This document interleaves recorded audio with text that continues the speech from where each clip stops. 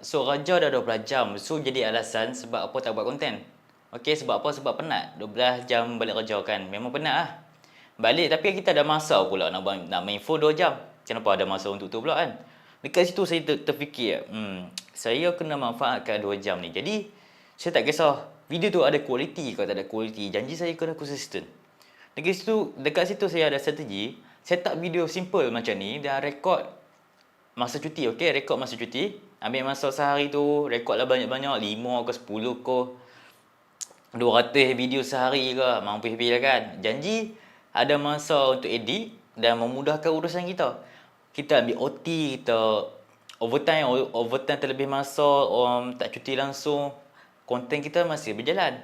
Konten tak mesti je bertulis, tak mesti je video, bertulis boleh, gambar pun boleh. So, kalau bijak, selangkan video. Dengan gambar tu selangkan.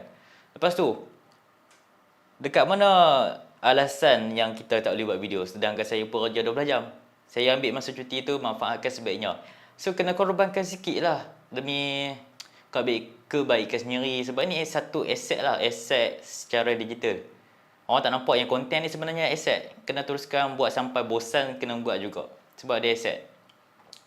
So dekat situ awal-awal ni memang tak nampak duit. Memang takkan nampak duit awal-awal ni. Kena teruskan juga.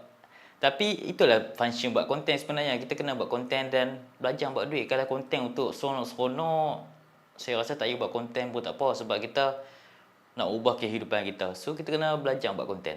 So yang mana berminat nak buat konten dan macam mana nak konsisten tanpa perlu rajin.